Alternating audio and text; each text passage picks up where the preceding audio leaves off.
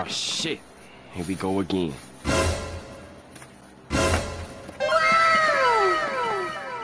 Huwag mong subukan. Masisira ang buhay mo.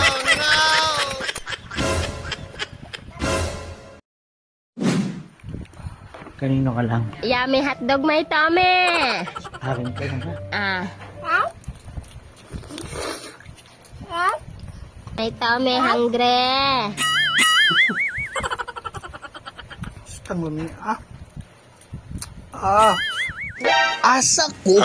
Ay, andito pala ako ngayon. Balisa na naman. At hindi na naman makatulog. At ewan ko ba, kakatapos ko lang naman ding kumain. Pero di ko alam, ako'y nagugutom na naman. Kaya naman mga madam, mga busing, bumili na lang ako ng pagkain sa labas. At hindi na pala ako nag-video doon mga madam, mga busing. Dahil oras na nga ng gabi. At sobrang dilim talaga ng daan. Kaya naman, pagkatapos kong bumili doon mga madam, mga busing, ay umuwi na agad ako dito sa bahay. At sa kakahanap ko ng pagkain mga madam, mga busing, ay wala talaga akong no choice. Kasi nagsarado na din ang lahat ng pamilihan. Kaya naman, automatic na talaga yan mga madam, mga busing. Sabi ko na nga kanina na wala naman din talaga akong no choice. Kaya bumili na lang ako ng 12 piraso ng balut. So sa halagang 2 million pesos mga madam, mga busing, ay nasuklian pa ako ng 1,999,800 pesos. Dahil 200 pesos lang pala ang binayad ko dito. At kung susumahin natin mga madam, mga busing, ay 17 pesos lang pala ang isang piraso nito. At dahil nga sobrang bait din po ng nabilihan ko, ay binigyan pa ako ng discount na 53. Kaya naman nakatipid pa ako ng 4 na piso.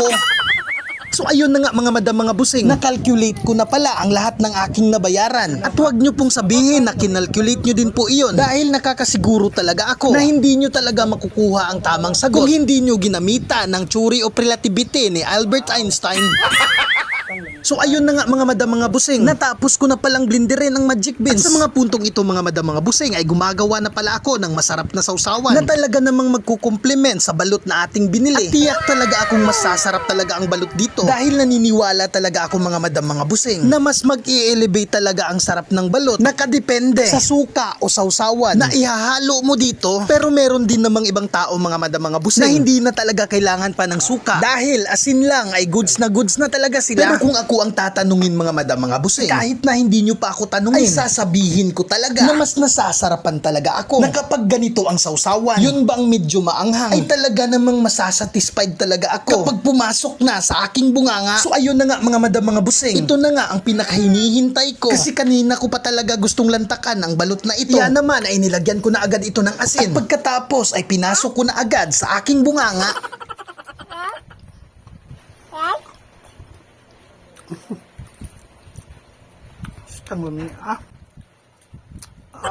So nakita nyo naman mga madam, mga busing, na napaluha talaga ako doon sa sobrang sarap. At naramdaman ko talaga mga madam, mga busing, sa puntong pumasok ang balut sa aking bunganga, ay naramdaman ko talaga ay para talaga akong nasa cloud 11, hindi nasa cloud 9, dahil lumagpas talaga sa aking expectation. Dahil nga sa sobrang sarap talaga ng balut na ito. Dahilan kung bakit hindi ko na-record ang video ng pagkain ko sa parting iyon.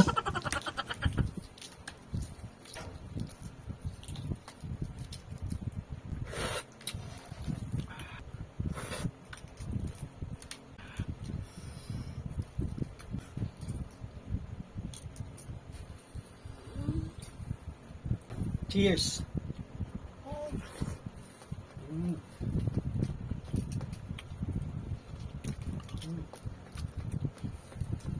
At kung hanggang ngayon mga madam, mga busing, ay umabot o nanonood pa rin kayo sa bidyong ito, pwede po bang paki-comment down below kung taga saan kayo? Nang sa ganun mga madam, mga busing, ay malaman ko po kung saan umabot ang bidyong ito. Maraming salamat po sa inyo.